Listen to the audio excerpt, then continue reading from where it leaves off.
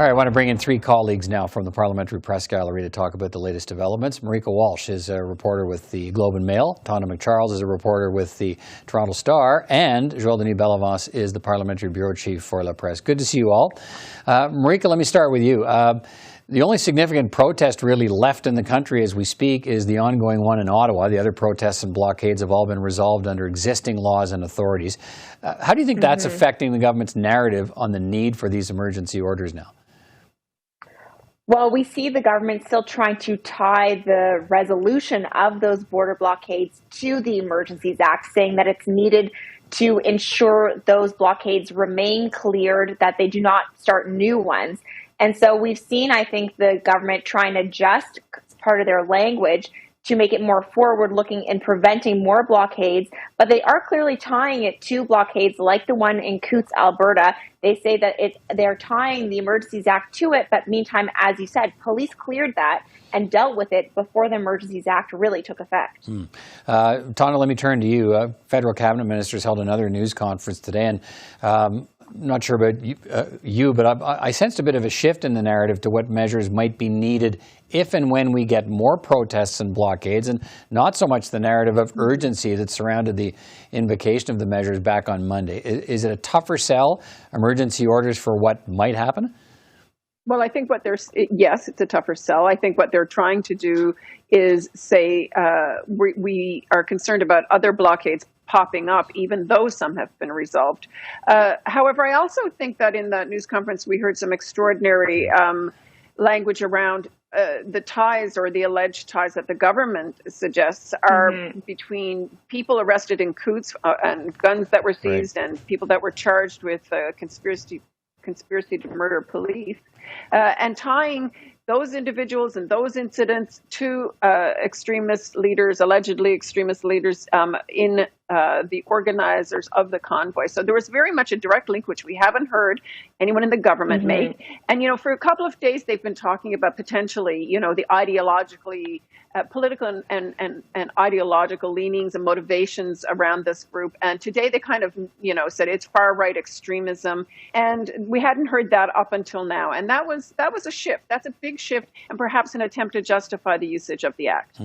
Joël-Denis, let me hear what your thoughts are on this, and how all of this is playing in Quebec, where the Premier said he doesn't support the emergency orders, doesn't need them.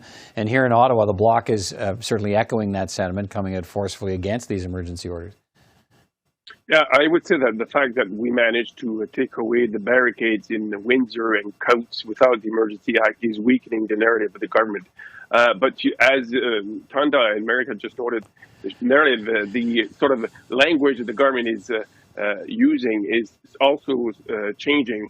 They're talking about the potential of violence in the streets in Ottawa, namely, and they want to prevent other barricades. In Quebec, they feel that this is not necessary because everything is under control. However, there is another protest being organized for Quebec City over the weekend, and we'll see whether that will remain under control, because the organizer, Rambo Gauthier, is promising a more vigorous protest, if I may say, to be polite, for the Quebec authorities. So we'll have to watch whether what we've seen in Ottawa will be transported to Quebec City under another leadership that is very much contested in Quebec, Rambo Gauthier. Yeah.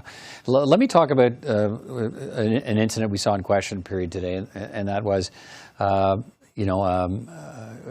Ontario MP, Conservative MP, Melissa Lansman, new MP, asking the Prime Minister a question, and he responded by saying, look, Conservatives can stand with swastikas, and went on to be critical of the Conservative response to these protests, Marieke. And I guess at a time when all parties are pointing the fingers at each other about divisiveness and the need to try and bring people back together, what do you make of the Prime Minister's that kind of response from the Prime Minister, given the climate we're in? Well, it's a ratcheting up further of rhetoric, and I think it should be noted that Melissa Lansman is also Jewish. So I think to say that to a Jewish MP in the House of Commons raises a lot of questions, especially because, as I understand it, she has actually disavowed, or did disavow, those hateful symbols when they did pop up in that first weekend of the blockade. I think there are certainly questions for the Conservatives. Candice Bergen today said that they are the party of law and order and the blockades should leave. That was obviously not their message earlier, but that's not the same thing, even close, to saying you stand with swastikas. Tonda, Melissa Lantsman, she is the descendant of Holocaust survivors as well. What did you make of these comments when you heard them? Look, I think I think I heard, and I haven't gone back to re-listen to the tape, but as I think he said, and I'm not defending it because actually I think it is an overreach, but I think he said that he said conservatives can stand with people who hold up the swastika, but on this side of the House, etc. So this is right, with people who wave swastikas, but not a distinction that makes a huge difference when you're the young Jewish woman MP on the other side of the House listening to that. And many MPs got up and expressed horror at the statement and demanded Trudeau retract his words. He ought to have quickly retracted them. On the other side of the House, on the Liberal side, a young Jewish woman who's a minister in the government stood up then and said, look, let's all take the temperature down. I too am of the family of Holocaust survivors. And she said, on the other side of the House, the big concern is that you're standing with people who want to overthrow democratically elected government. So honestly, the rhetoric was ridiculous today in the House of Commons. The speaker upended the question order. He was so frustrated because he couldn't bring it back to under control. Yep. So if we've heard anything today, we didn't hear reasoned debate around the measures, what they mean, what they allow people, the authorities to do, and when there might be a horizon for an end to the blockades. What we heard was a lot of partisan divisions once more. Right. This is these are different waters, uncharted waters to some extent for a lot of Canadians. Joël-Denis, some of us were around for the War Measures Act, but this is not that, let's be clear. But it is a big move by a government to invoke this kind of legislation for the first time since it was created in 1988. Would you expect I suppose, a more elevated tone around the debate for such an important time and for Canadians?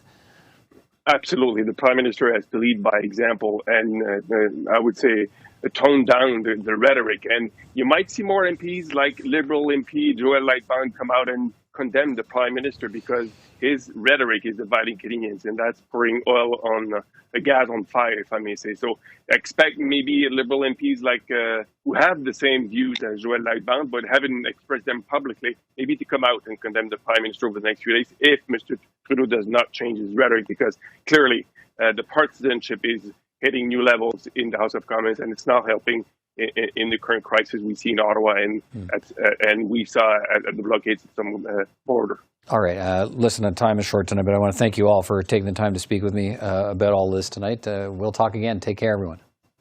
Thanks, Peter. Thank you. Thank you, Peter.